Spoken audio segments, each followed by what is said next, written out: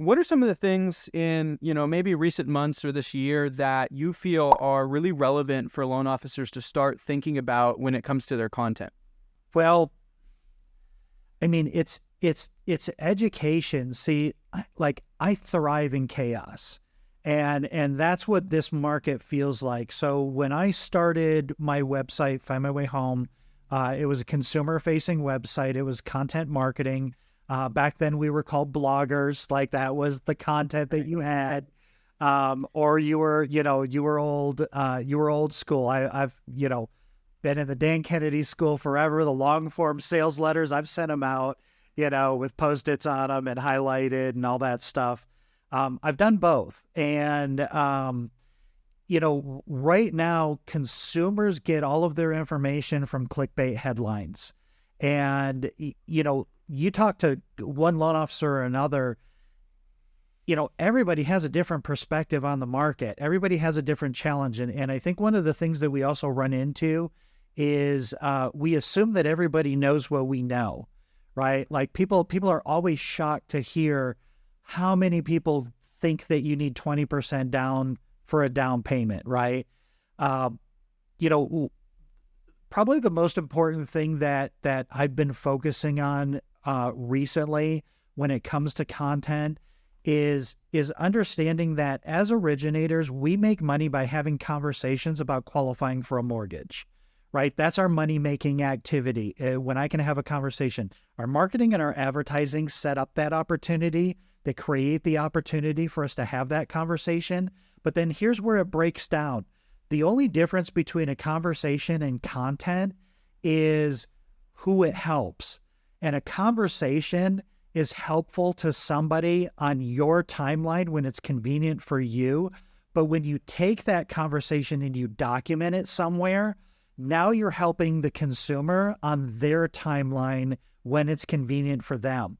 But we're literally creating content every time we open our mouth and talk to a real estate agent, talk to a consumer, talk to our peers, but we don't take the time to document it anywhere and put it somewhere so that it can be accessible to online consumers. And quite frankly, I didn't even use it. It's not always organic traffic. Sometimes you meet somebody, you don't have time for an in-depth conversation, but if you say, hey, I did a video on this, let me forward it to you, like that's building that trust and that authority on their timeline when it's convenient for them. And I always say, if you can earn their trust, you can earn their business. And I think that's what content creates. I like paid traffic. I like paid. I like the calls to action. And I like the organic piece in there because it gives you something to to push traffic to. Yeah, well, I agree. And, it's interesting because we've kind of taken more of there's this evolution, I feel like, in business and as a whole, where there's kind of a shift from like a chief sales officer and a chief marketing officer to this combination where there's a chief revenue officer. And I think that and obviously a lot of people listening to this aren't necessarily corporate or startup, and they're not looking at it like that. But I think that speaks to a greater thing, that really what that means is you have to have your eye on pre-opt-in intent and interest, all the way to post-opt-in intent and interest, right? And so sales and marketing really are, even if you want to, it's hard to call them this, but I think at the minimum, they're different sides of the same coin now, right? And so it's like you have to be able, and what it sounds like you've just done a phenomenal job of this pre-opt-in intent and building this relationship, getting that value out first, building that trust, and then bringing them into your ecosystem. And I'm sure you do this post opt-in as well. But, the thing about content that's interesting is I feel like a lot of people also kind of get, we've observed this over the years with our members, is there's a lot of camera shyness. There's I'm not good on camera. I can't do content. And it's like, let's kind of unpack this a little bit, You're already, like you said, you're already making content. Like I one of the easiest ways that I kind of instruct our members, it's like, listen, if you're kind of, you don't think you can think about content, just look through the sent folder in your email box.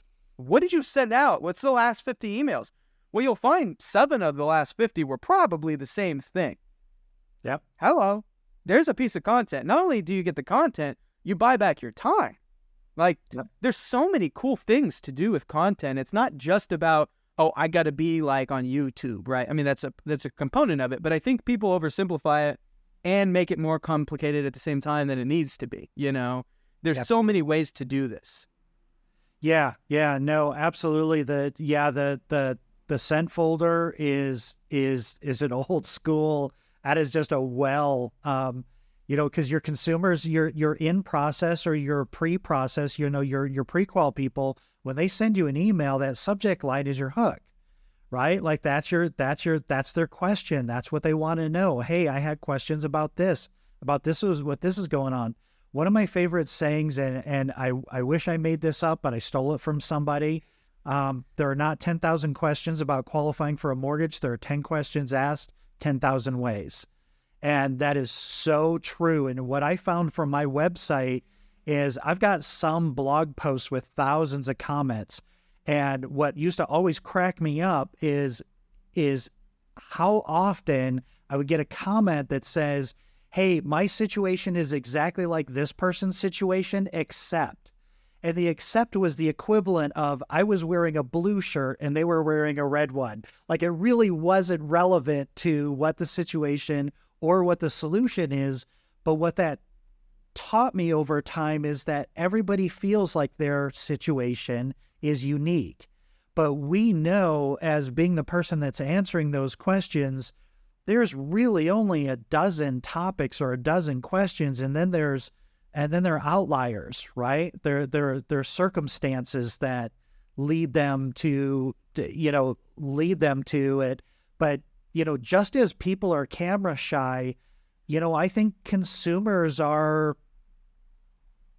activity shy. I mean, they're buying shy, they're purchase shy. Like I don't want to start the mortgage process because I don't want to be let down, right? And it's the same kind of thing. I don't want to create content. I don't want to go on video because I don't like the way that I sound. I don't like the way that I look. But, the crazy thing about that is, and this is what I always tell people, it's like, listen, if you walk into a room and people don't run away screaming, then you're cool, because like that's just your face and that's just your voice. You don't have to worry about it.